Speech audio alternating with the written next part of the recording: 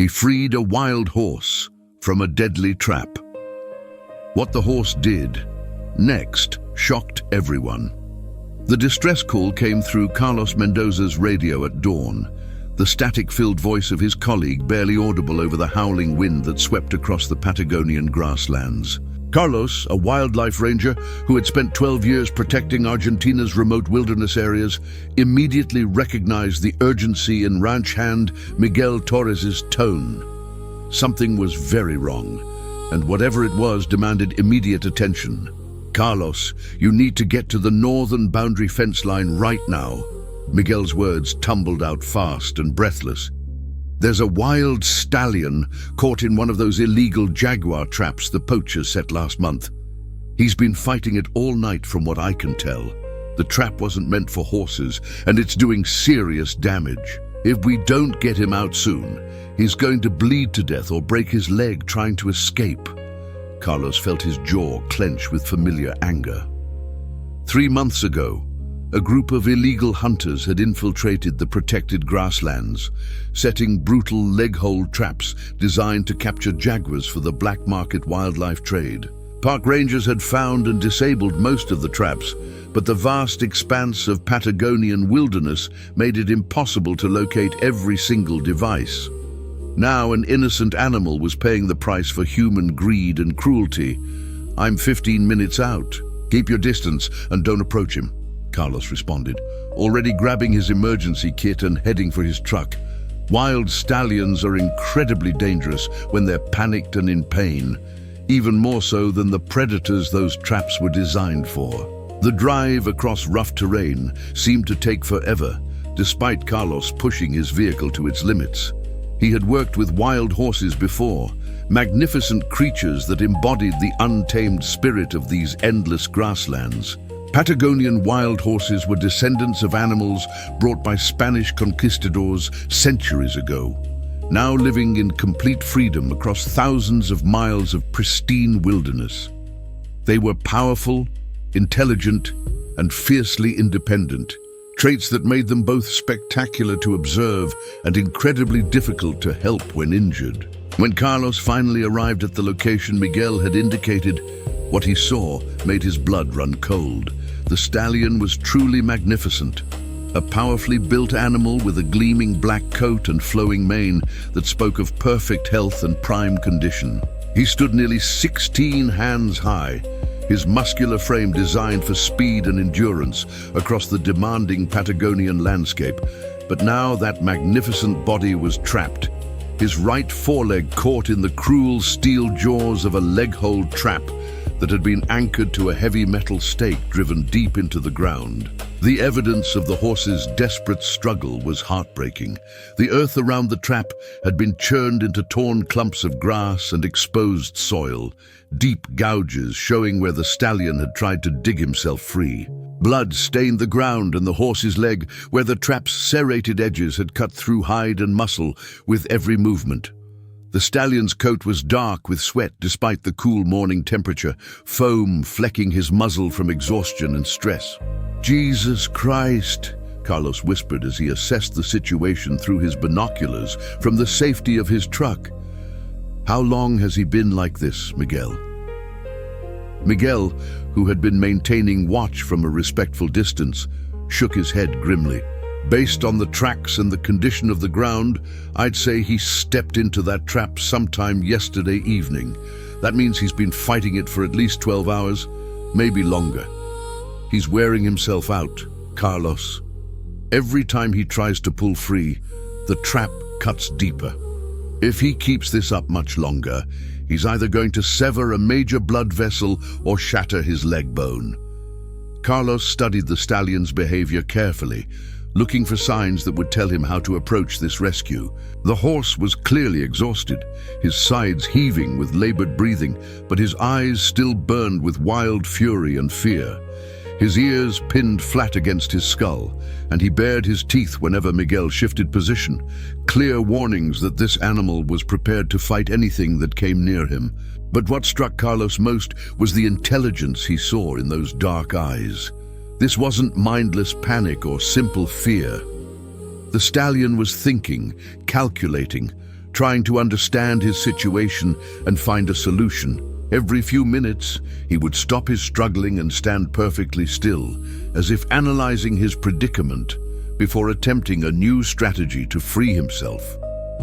It was this intelligence that gave Carlos hope that the rescue might be possible. "We need to sedate him," Miguel said, stating what seemed like the obvious solution. "There's no way we can approach a panicked stallion without tranquilizers." Carlos nodded slowly, but his mind was already working through the complications. Sedating a wild horse was dangerous under the best circumstances. The animal's elevated stress levels and exhaustion made it even riskier. Too much sedative could cause respiratory failure or cardiac arrest. Too little would leave the horse capable of injuring or killing anyone who approached. And hitting a moving target with a tranquilizer dart from a safe distance required precision that wind and the horse's unpredictable movements could easily disrupt. "I'll prepare the dart gun, but we need to be smart about this," Carlos said, reaching for his veterinary kit. "I'm going to use a lower dose than normal because of his exhausted state. That means he'll still be partially conscious during the procedure, which makes it more dangerous for us, but safer for him." As Carlos loaded the tranquilizer dart and calibrated the air pressure on his dart gun, he watched the stallion continue his futile attempts to escape. The horse would rear back, throwing his full weight against the trap, his powerful muscles straining until the chain went taut. When that didn't work, he would try to bite through the metal, his teeth scraping uselessly against steel. Then he would try to dig, his free hooves tearing at the earth in desperate excavation attempts. Each failed strategy only deepened his exhaustion and worsened his injury. "Oh, easy, hermoso," Carlos called out softly as he exited his vehicle, using the Spanish word for beautiful. "I know you're scared, and I know you're hurting. But we're going to help you. Just give us a chance." The stallion's ears swiveled toward Carlos's voice, tracking the sound, even as his body remained coiled with tension and fear. Carlos had learned over years of wildlife work that tone mattered as much as words when dealing with frightened animals. He kept his voice low and steady, projecting calm authority rather than aggression or uncertainty. He raised the dart gun slowly, taking careful aim at the heavy muscle of the stallion's hindquarter, the safest target for tranquilizer delivery. The horse's constant movement made a clean shot difficult, but Carlos had patience born of experience. He waited for the right moment, controlling his breathing, finger resting lightly on the trigger.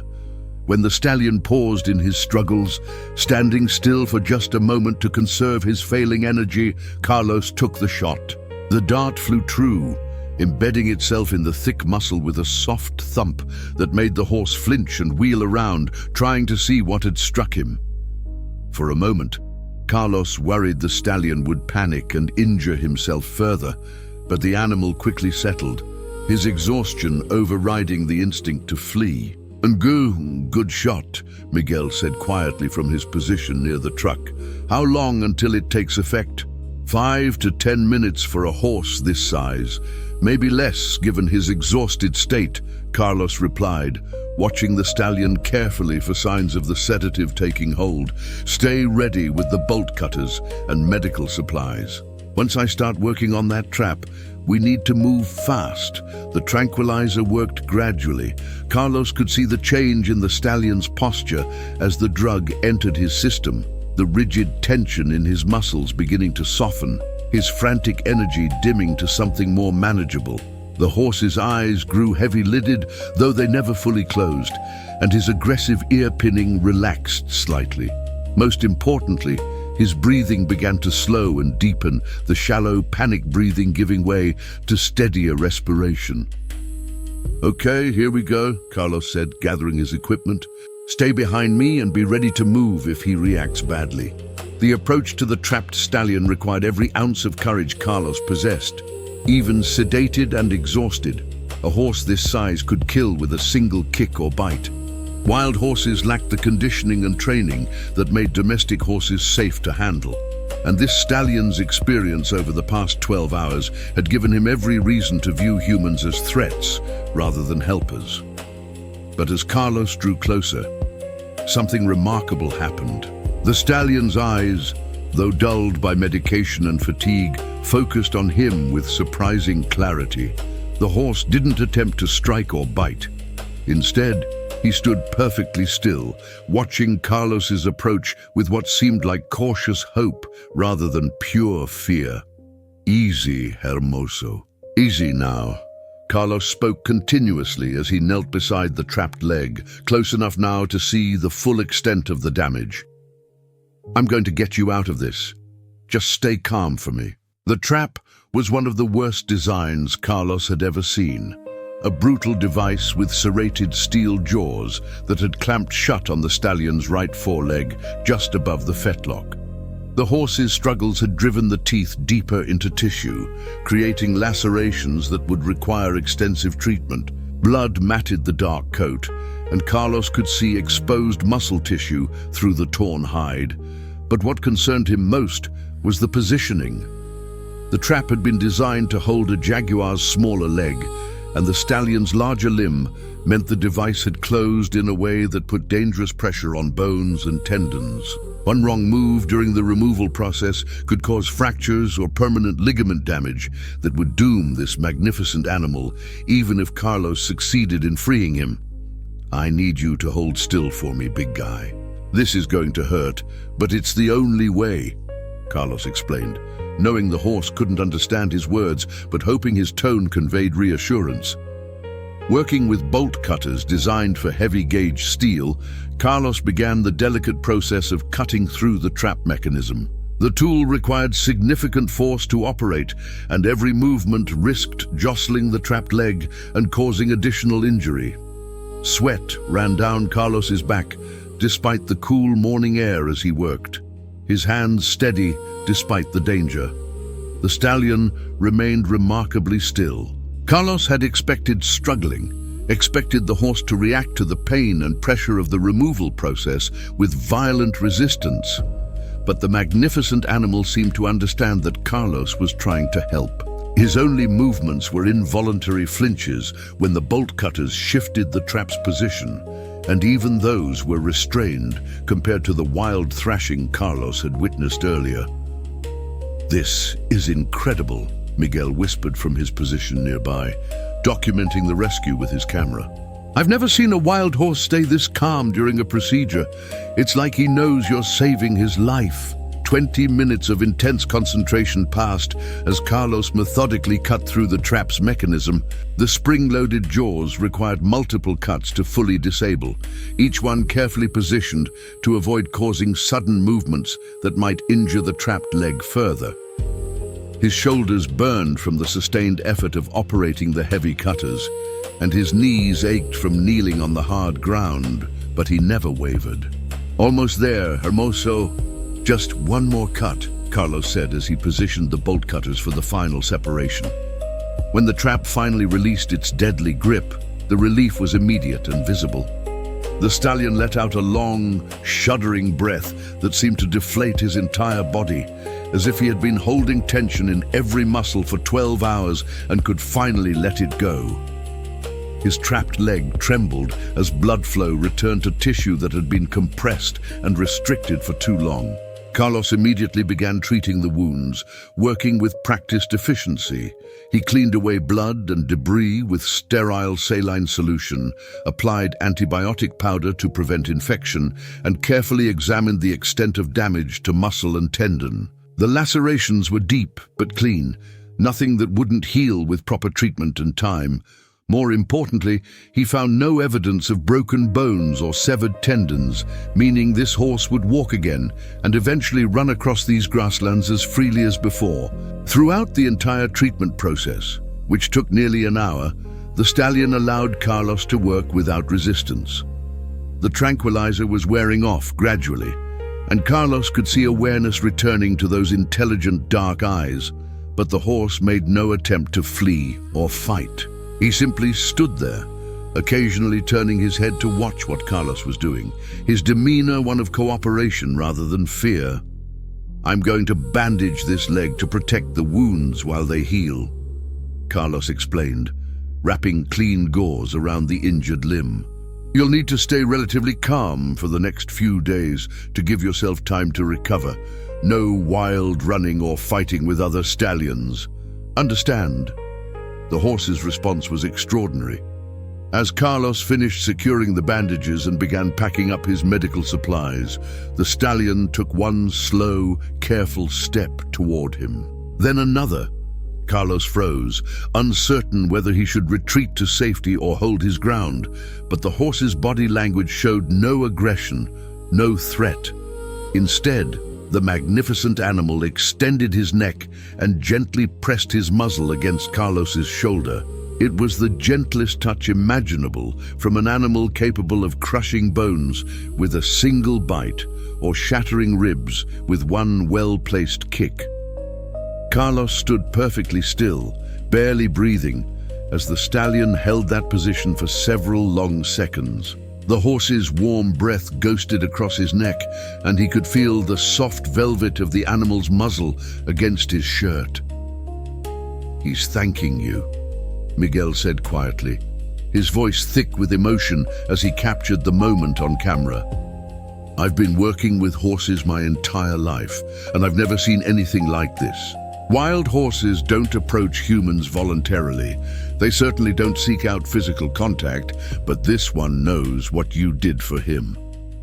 When the stallion finally stepped back, he maintained eye contact with Carlos for another long moment before turning and walking slowly away, testing his bandaged leg with careful steps. He moved with obvious soreness, but no significant limp, a good sign that the injury would heal without permanent damage. After about 20 yards, the magnificent animal stopped and looked back at Carlos one more time before continuing his departure across the grassland. "Let him go," Carlos said, when Miguel started to suggest they might need to monitor the horse more closely. "He's wild and free, and that's how he should stay. We've done what we can. The rest is up to him and nature."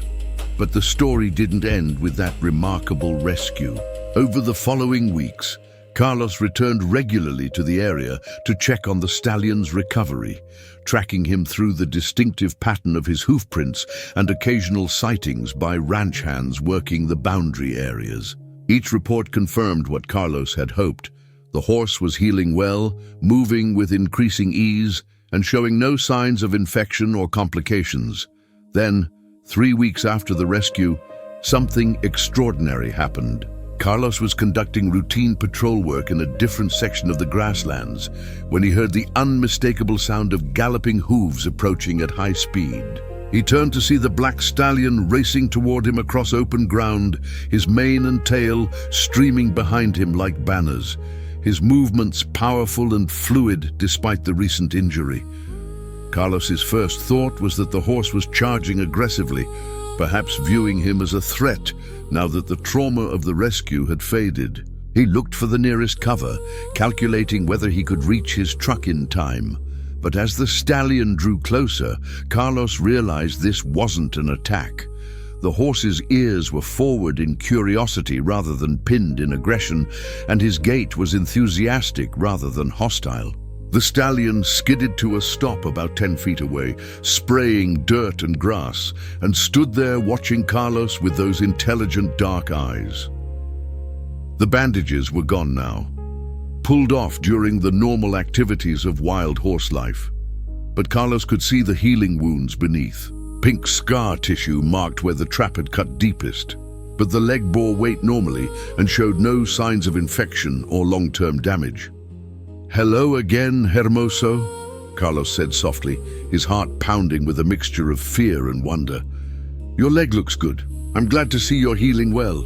The horse took several steps closer, closing the distance between them to just a few feet. At this range, Carlos could see every detail of the stallion's magnificent form, the powerful muscles beneath the gleaming black coat, the intelligent eyes that seemed to evaluate and understand, the scars from countless battles with other stallions marking a life lived completely wild and free.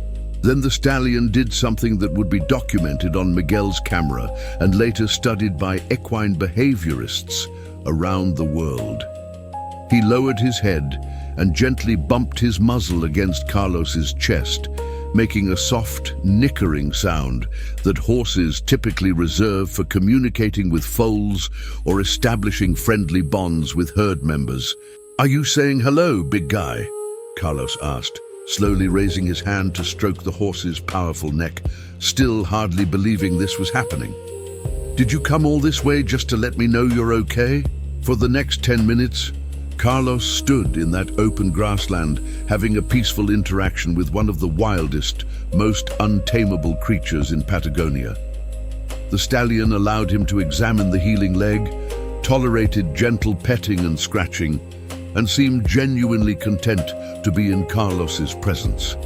It was a moment that defied everything Carlos had learned about wild horse behavior during his years as a ranger. But what happened next elevated the story from remarkable to truly extraordinary. A week later, Carlos received an emergency radio call from a neighboring ranch. A young mare from a semi-wild herd had gotten tangled in barbed wire fencing and was badly injured.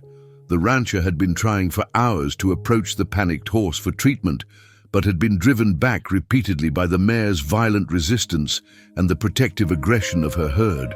When Carlos arrived at the scene, he found a chaotic situation. The injured mare was bleeding heavily from multiple lacerations, her terror making her dangerous to anyone who tried to help. Several horses from her herd circled nearby, adding to the tension and making it impossible to isolate the injured animal for treatment. Carlos was preparing tranquilizer equipment when movement on a nearby ridge caught his attention. The black stallion stood there, silhouetted against the sky, watching the scene below. As Carlos stared in disbelief, the stallion descended the slope and walked directly into the chaos surrounding the injured mare. What followed seemed impossible. The stallion approached the panicked mare and began making soft vocalizations, his body language completely non-threatening. The other horses in the herd, which should have viewed him as an intruding stallion to be driven off, instead responded to him with what appeared to be respect and trust. Within minutes, the stallion had calmed the entire group, and the injured mare stood still, allowing Carlos to approach and treat her wounds without resistance. "It's like he's telling them you can be trusted," the rancher said in amazement as Carlos worked on the mare's injuries, while the black stallion stood guard nearby. "He's vouching for you to these other horses." The mare's treatment went smoothly, her injuries less severe than they had initially appeared. When Carlos finished and stepped back, the black stallion approached one final time, touched his muzzle to Carlos's hand in what had become their customary greeting, then led the herd away across the grasslands. Over the following months, similar incidents occurred 3 more times. Whenever Carlos encountered wild horses in distress or needing medical attention, the black stallion would appear, seemingly from nowhere, and help facilitate treatment by calming the frightened animals and communicating through equine body language that Carlos could be trusted. Word of the remarkable stallion spread among the ranch community. People began calling him El Guardian, the Guardian, for his role in protecting and helping both wild and domestic horses throughout the region. Wildlife researchers traveled to Patagonia specifically to observe and document his behavior, publishing papers about his apparent ability to recognize individual humans and remember acts of kindness. Carlos continued his work as a wildlife ranger, but his relationship with El Guardian became the defining experience of his career.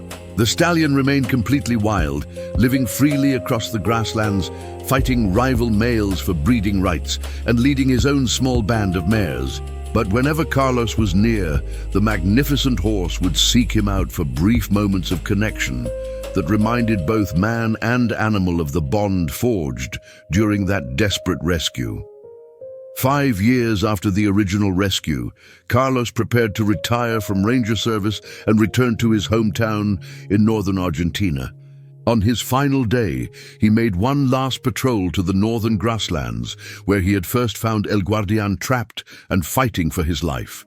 The stallion was waiting for him there, as if he had known this goodbye was coming. Now showing slight signs of age and the grey hairs beginning to appear around his muzzle, El Guardian was still magnificent, still powerful, still the embodiment of wild freedom. They spent an hour together in that vast, open landscape, man and horse, saying farewell without words. When Carlos finally drove away for the last time, he looked in his rearview mirror to see El Guardian standing on a ridge, silhouetted against the setting sun, watching until the truck disappeared from view. It was an image Carlos would carry with him for the rest of his life, a reminder that sometimes the greatest rewards come not from taming the wild, but from respecting it enough to set it free, and that gratitude and trust can exist between species in ways that transcend all expectations and transform both the rescued and the rescuer forever.